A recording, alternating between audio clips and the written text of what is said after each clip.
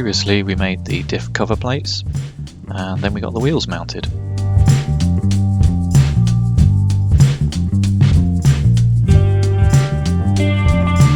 In this episode we got the brake calipers mounted, then we machined up a new bracket for the throttle, and then finally we finished off by making the battery tray. Welcome to episode 10. Let's talk a little bit about braking systems. Now I did look at the hydraulic braking systems that you can get for mounting bikes, but in the end I couldn't quite get a layout that I was happy with, and trying to keep a sort of simple way of operating those. So in the end I went for this style instead. This style is you have a cable still to pull the brakes, so the outer part of the cable goes in there and the inner part goes in here, and then when you press the brake pedal it pulls this lever here. And then you can see inside there those two red friction pads. You can see them from the top there. When I do that, it's just on a screw and it just pushes this pad against the other one and that grips the brake discs. It's fairly simple. And when they wear out you can just replace those. These are relatively inexpensive, and I think for what we need this will be fine. They mount on via these two lugs. You also get an adapter so you can mount them in different orientations and different ways depending on what you need on your bike frame. For this though, what I need to do is to turn down some spacers so they sit slightly off the frame, put them in just the right place. So let's go and make those.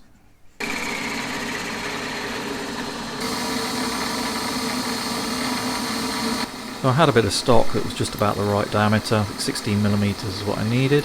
Just bored a hole down the centre, 6.5mm. Cleaned it all up, all the edges, chamfered all the inches. And then cut 4 off to length.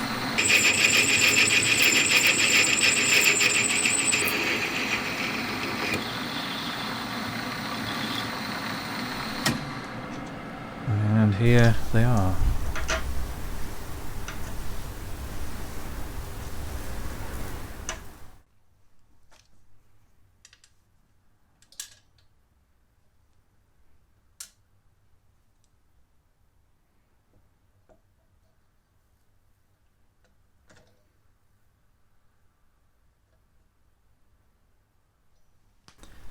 So I'll get them about the right place. Get these M5 screws in.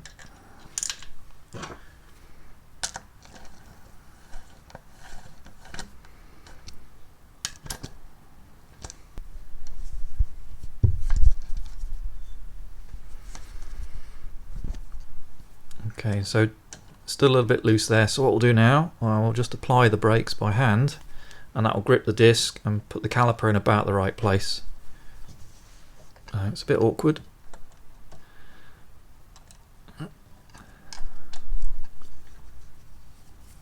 Feels pretty good there.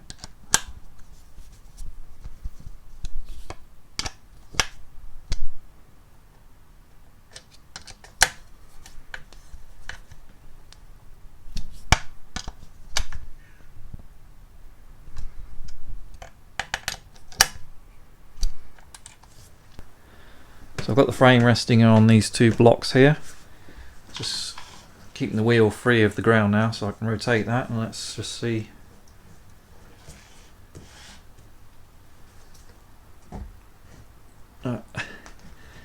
Yep, I'd say that works pretty well.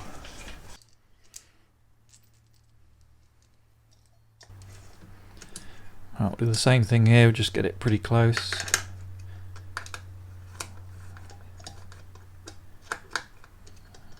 Tighten it up by hand and then lock it off there.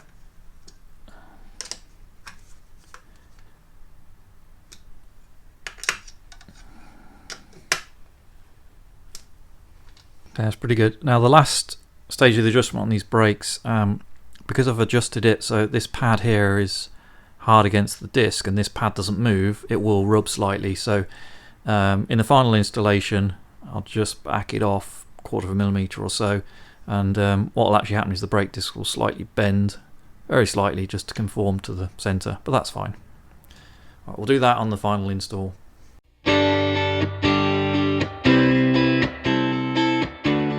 So some of you might remember in one of the early episodes I was playing around with the spring stiffness on here and trying to get a spring I was happy with.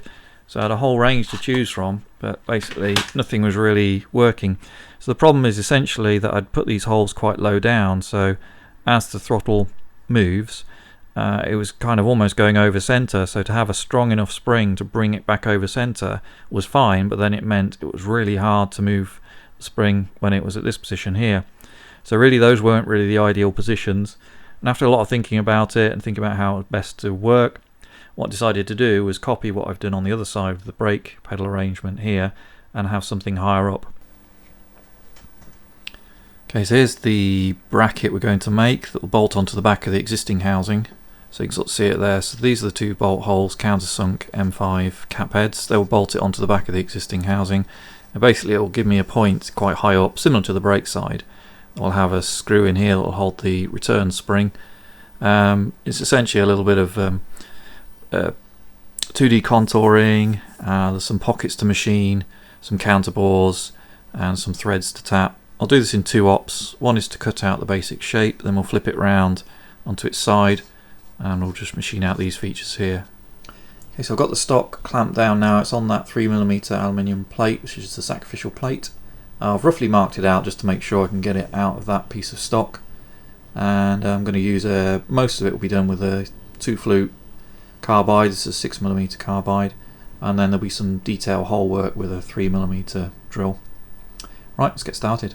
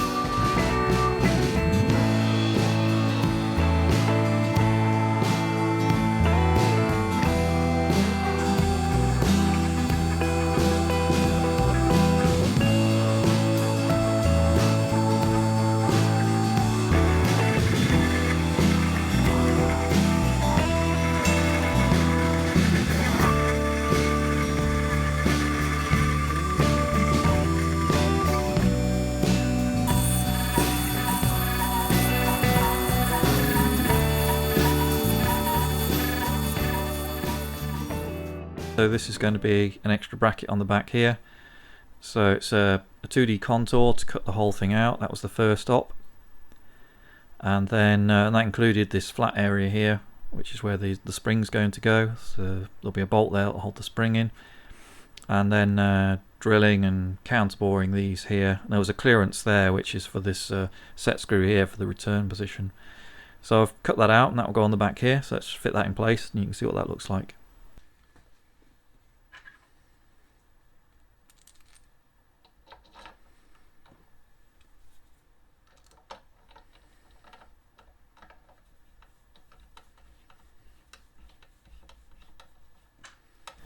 So these are two M5 cap head screws. Just get that flush.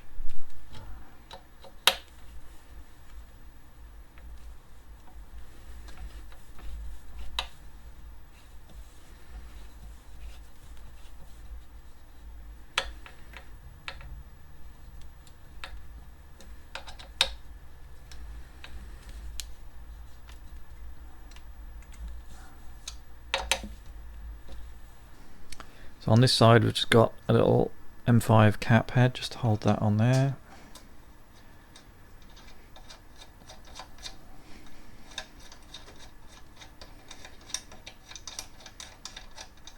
just going to put this loosely in place, so once I know it all works, I'll make some little spaces there so we can torque the bolt up. I'll screw up against this and then it will still hold the spring in position. But just for test purposes, it's going to be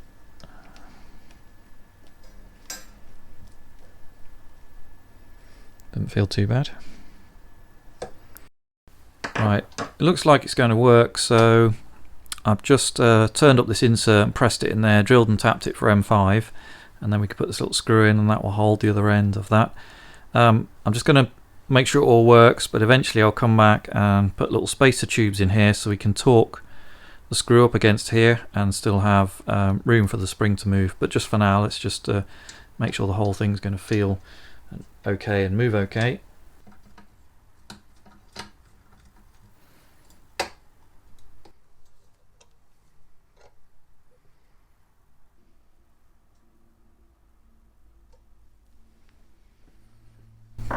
Alright, let's see what we got now.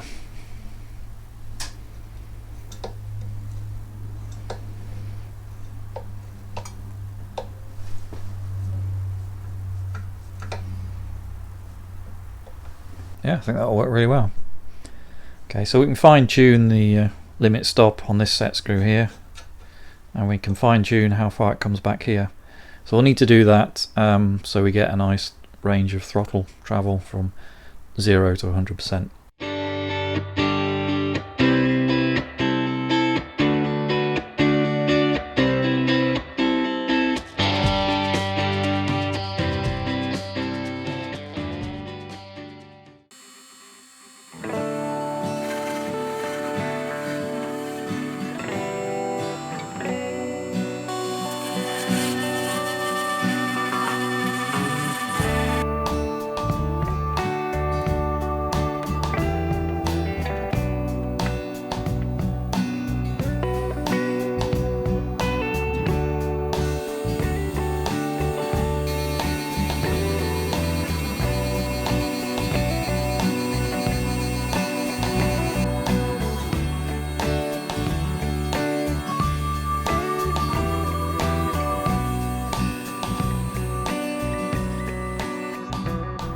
Okay, so we've got it all cut out now. You might be able to see these notches down here. There's 4 of them towards the edges, and that's where the bend line will be. So just to make it a little bit easier, I'm going to mark them out, aligning this up with the centres.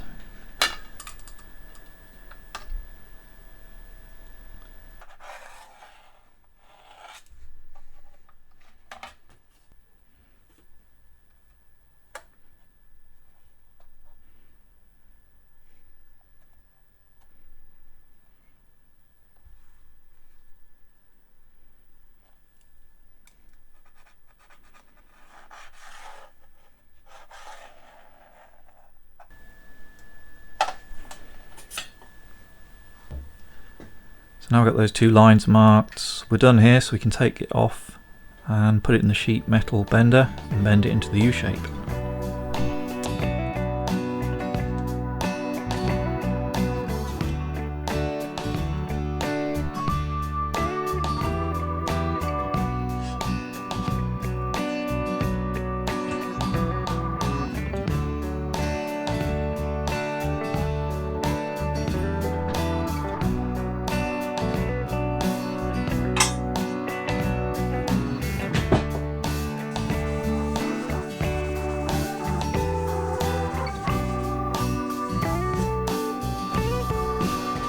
Okay, before we put it in that bender, I've just opened up these holes to 5mm.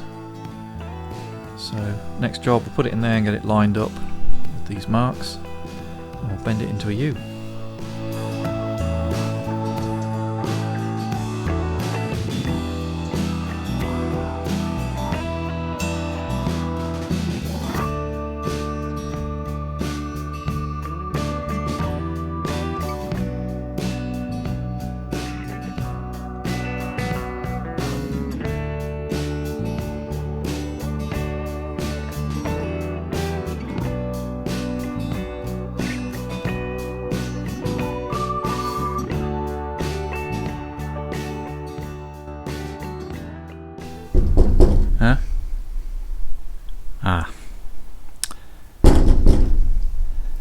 it's time.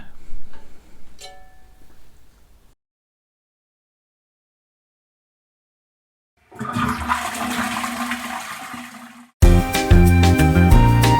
be honest, I won't be sad to see the back of that purple. I guess that was in fashion at some point. Okay, let's get started.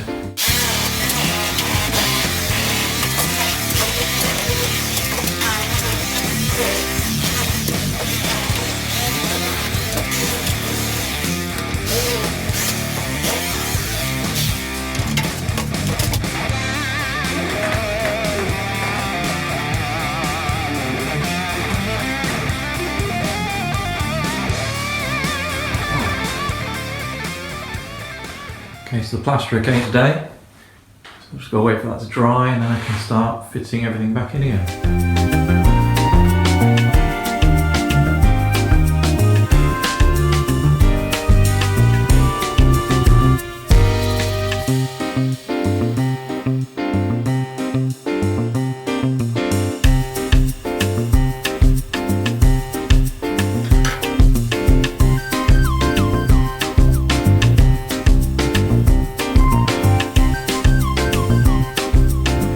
We have 3 coats of paint, that's done. This colour's called Happy Wife. Quite like it.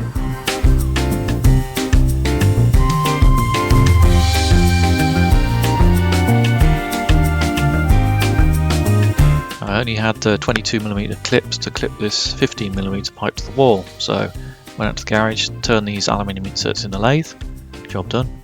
Lathe justified, I'd say. It was going well up to this point, then my wife decided she didn't like the look of those pipes. I did protest and said, look, the sink's in the same place as the last one. However, yeah, out it came. Luckily I'd sealed the sink to the wall and sealed all the plumbing with silicone. However, that didn't stop it happening, because that was before, and now with the sink 1 inch to the right. Yeah, maybe it looked better. Then it was time to start the tiling.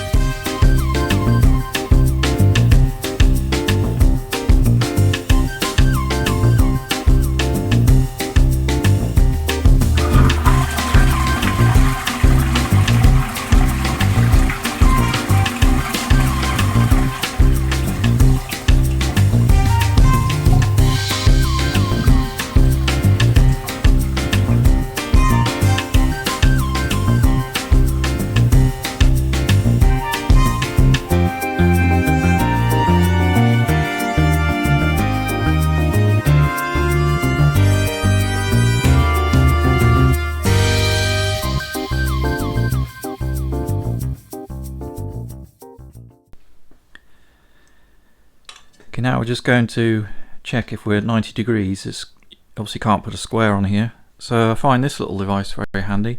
So I bought this from Machine DRO a few years ago, and it's a digital inclinometer, so it measures the angles, but you can put it on an arbitrary angle and reset it. So if we put that on there, then we need to put that face on here, see how close we are. 87.4, and we need to go a little bit further.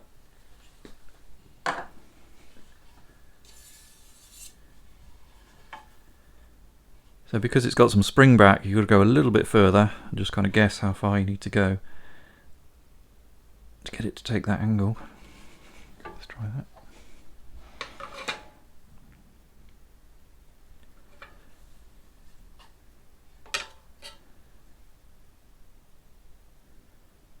Yeah, okay, well, that was lucky. Alright, good with that.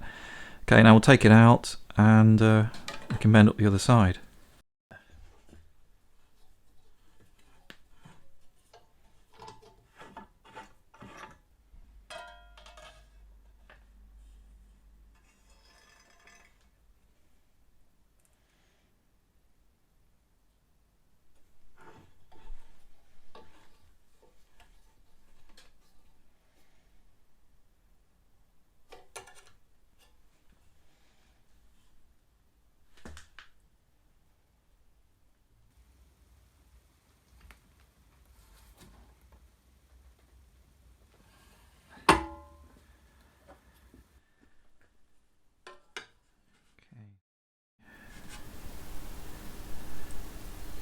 0 there.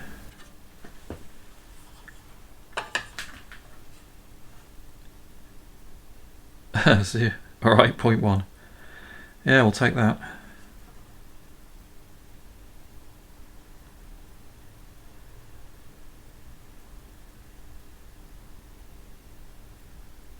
That's fine. Right, let's take it out and see if it fits.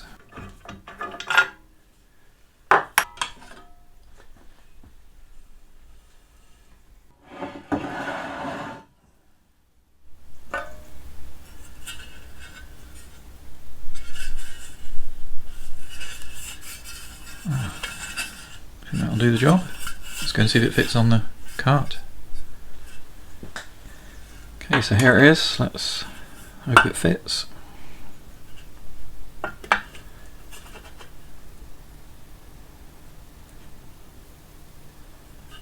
Looks pretty good.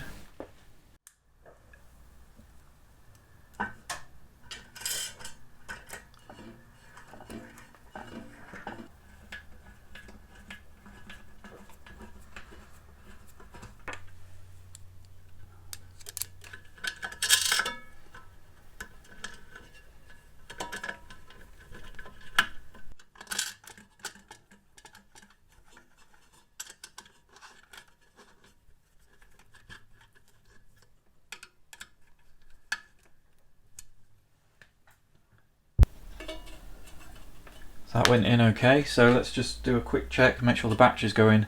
So this will be lined with foam padding, so there'll be foam at the bottom and down the sides, but just for now let's just check the batteries are going to fit. So there'll be one at the front like that, one at the back there. So a bit uneven now because they're resting on those screw heads, but once the foam's in there and it's all levelled out, it'll sort of sit like that, and then the foam will pack in either side. Right, now I need to make a restraining system.